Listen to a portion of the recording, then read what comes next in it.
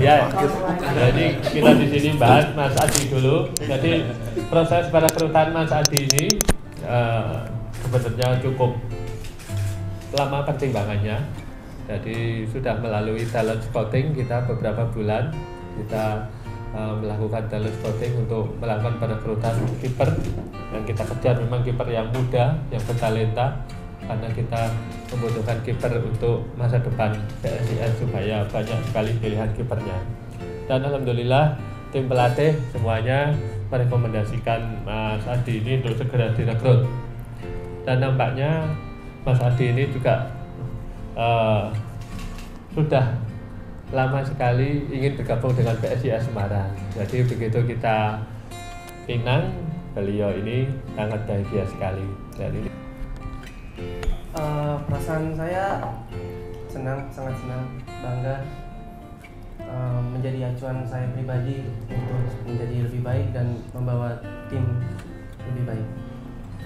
Saya lihat kekeluargaan di sini bagus, kekeluargaan, kekompakan, main bola 11 orang, semua harus sama-sama berjuang, sama-sama kompak.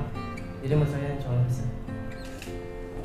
Redondo ini sebenarnya sekarang sudah masuk tahapan recovery untuk mengembalikan kepercayaan dirinya secara fisiknya Redondo sudah sembuh 100%. Cuma psikisnya ini yang perlu dikembalikan pelan-pelan.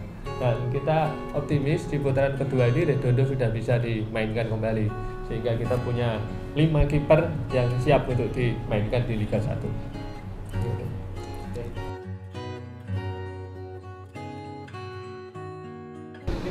Pemain yang ada sekarang dilepas. Ada eksplorasi posisi mana aja yang akan dilepas. Ya. Ada berapa pemain yang dilepas. Ya. Tadi sempat saya sampaikan bahwa kita akan melakukan perbaikan di posisi 1 kiper, lalu stopper, lalu bek kanan kiri, gelandang dan sayap. Nah, ini kalau kita masuk pasti ada yang dilepas. Gitu. Ada yang masuk lagi, pasti ada yang dilepas. Kecuali posisi kiper. Posisi kiper ini Mas Adi masuk, tapi kita kemungkinan besar nggak ngelepas. Ya, kemungkinan besar nggak ngelepas karena kita butuh setidaknya memang idealnya Liga 1 tuh 5 sampai 6 kiper. Begitu. Kalau Persija itu punya 7 ya kiper yang siap main. Nah, ini kalau di posisi-posisi tadi seperti halnya kalau besok kita mungkin rilis pemain tengah gitu. Ya berarti kita pemain tengah ada yang dilepas nanti. Besok lagi rilis sayap berarti ada yang dilepas.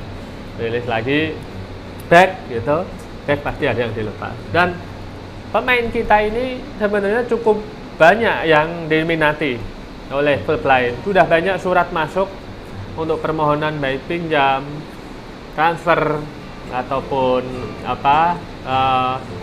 sekedar menanyakan kemungkinan untuk dipakai, itu banyak sekali gitu.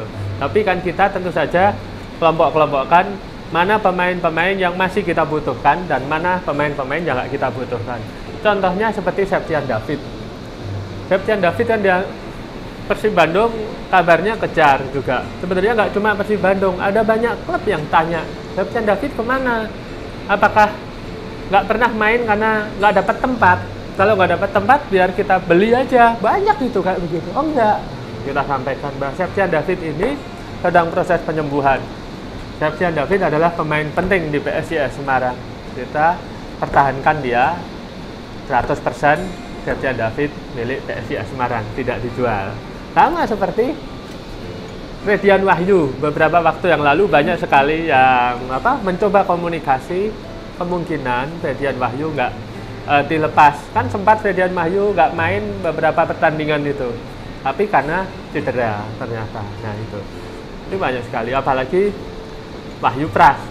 Wah, ngeri. Dari luar negeri aja ada beberapa ini, bukan kan Dewa juga ada, David juga ada, banyak. Laris manis pemain PSIS ini.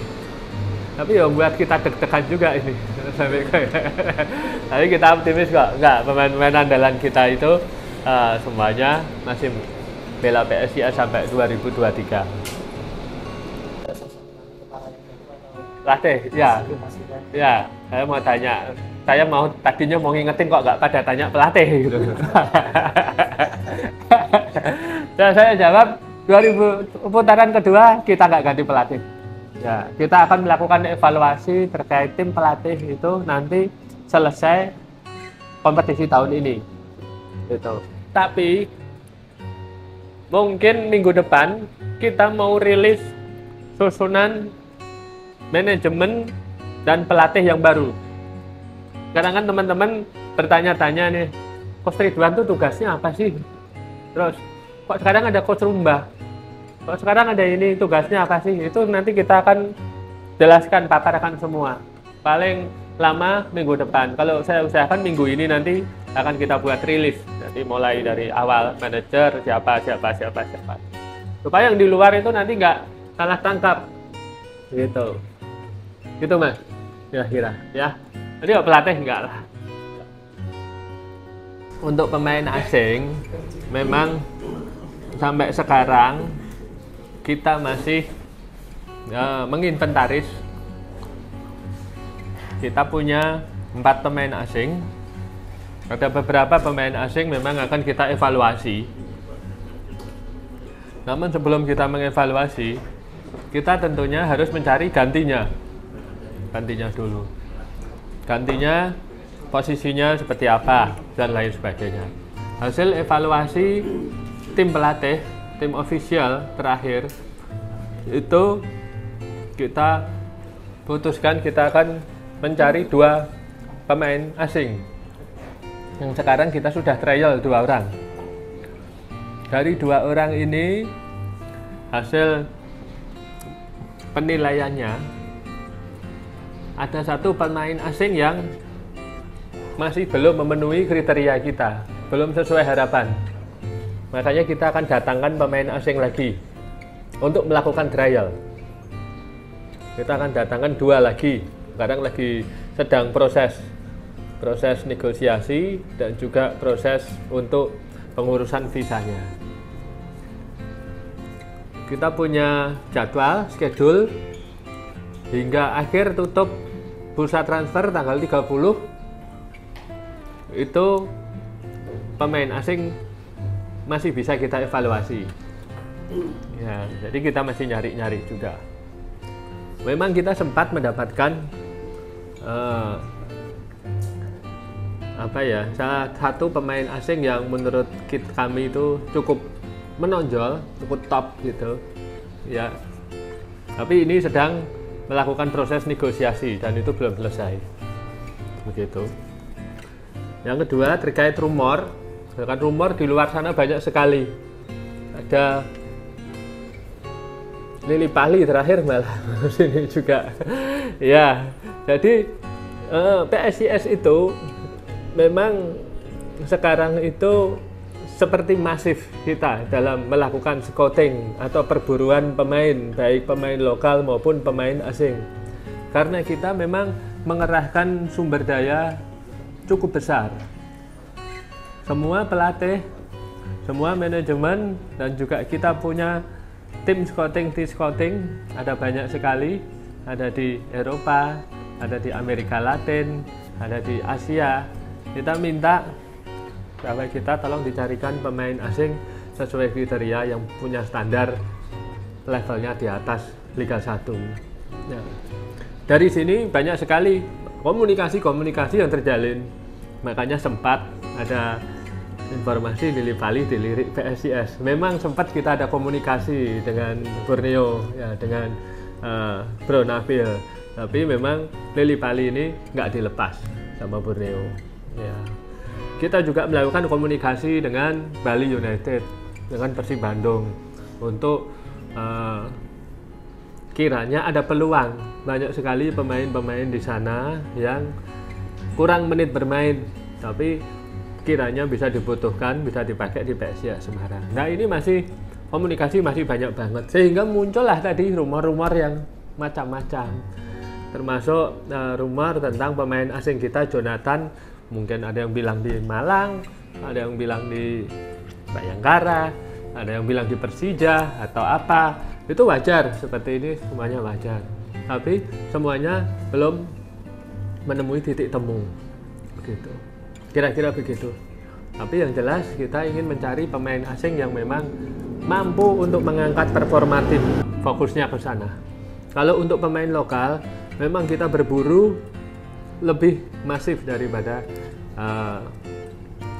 tahun lalu, karena kita ingin menutup dan kita ingin melakukan penyegaran di beberapa posisi yang kita rasa tahun ini menjadi titik lemah PSIS Semarang. Ya, seperti evaluasinya adalah kita mencari pemain posisi kiper, sudah dapat Adi.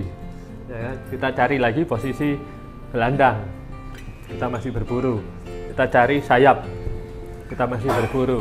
Kita cari back kanan kiri, kita masih berburu. Kita cari juga posisi stopper, kita masih berburu. Dan semua ini yang kita buru, tentu kualitasnya harus berada di atas pemain yang kita punya.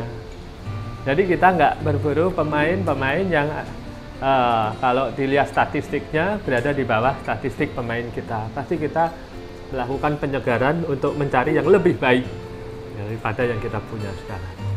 Gitu. Jadi masih panjang sampai 30 Januari. Mudah-mudahan lah bisa dapat sesuai harapan kita.